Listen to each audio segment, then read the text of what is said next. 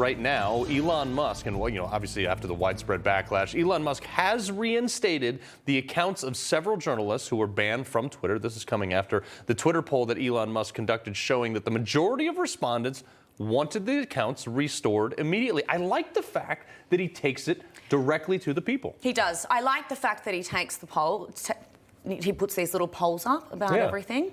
He did put it up a couple of days ago, though. It's taken him a couple of days to do it, but he has done it, and that is great. And that's why he's putting people on Mars And next, it's a win for journalisming. Journalismisms. All right, folks. With the looming Republican Congress, fiscal responsibility is at the top of the list. A new matter of scrutiny, Ukraine. Is America going to keep sending money? And if we are, many want to know where the contributions have gone this far. Joining me for more on that is former Florida Congressman and Senior Policy Advisor for Patriot Academy and the author of Hold Texas, Hold the Nation, Lieutenant Colonel Alan West. Sir, welcome aboard. Hey, it's good to be with you, Carl, and also Sarah. And I had no clue what fair dinkum meant either. Yeah, see? That's fairly normal. And you know what? Your Army beat my Navy in the last football game, so yes, sir. Yes, sir. I will give you that one. All right. So, but more seriously, it took 18 months for Congress to give us citizens $600 relief checks for COVID, but almost immediately we're able to send $50 billion to Ukraine. Now, I don't oppose funding this war as long as the money is going to the right places. Forget your opinion on the matter, but the new Republican Congress is like, hold up a sec, guys. Let's figure out, did that money go to bullets, and is it being spent wisely? Is that fair to ask?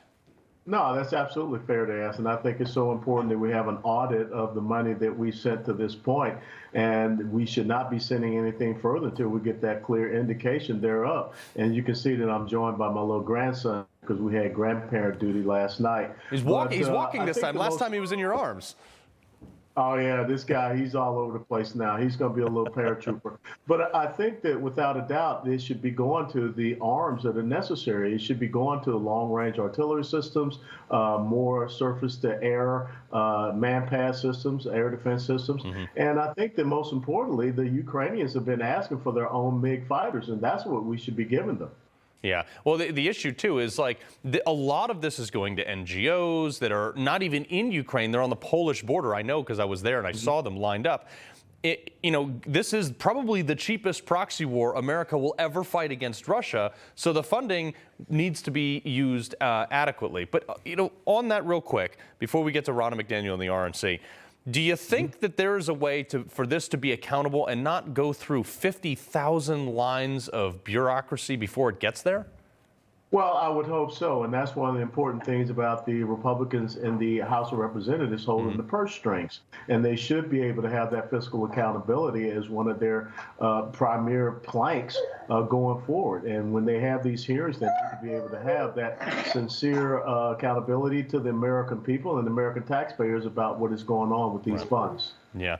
So I want to talk about Ronna McDaniel right now. The RNC, dating back to 2017, obviously, the RNC has spent $3.1 million on private jets, $1.3 million on limos and chauffeurs, $17.1 million on donor mementos, $750K on flowers, and $80K on booze. You know what? Look, I understand politics is a game of wooing donors and making them feel nice and things like that, but the majority of donations come from people in middle America who work hard and they donate $1, $5, $10, $20 at a time, what they can, because they believe they're investing in a message. This is not the message, is it? No, it's not the message. And when you look at the return on investment, the last 3 election cycles where we've seen these losses, people should be very upset about what is happening. But without a doubt, the RNC, and I was the state party chairman down here in Texas, the RNC has become somewhat of a self-licking ice cream cone.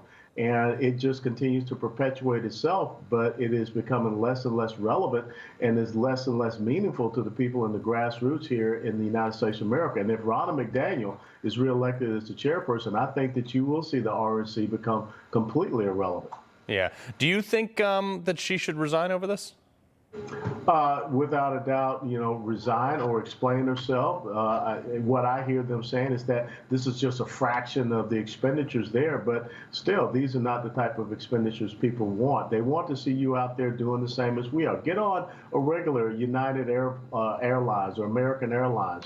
go out and have some grassroots people drive you around instead of having chauffeured limousines. And I can't explain Lululemon, Lemon, or whatever they call it, and some of these other expenditures. So I think that folks want to see some accountability, but it will be a very interesting call to see if she's reelected in January. Yeah, no, it will be interesting. And like you said, take an Uber, fly coach, like the rest of us. But anyway. Like the rest of us. Yeah, exactly. Lieutenant Colonel Alan West, we appreciate you being here, sir. It's my honor, and thanks so very much. And down here in Texas, frog and toad means TCU Horned Frogs. All right, sir. No crooked establishment. None of that twisting the truth. No talking down to me. Don't tell me how to think. Don't tell me how to think. Don't tell me how to think. I trust Newsmax. Newsmax. They don't tell me how to think. They let me decide. Newsmax. real news For real people.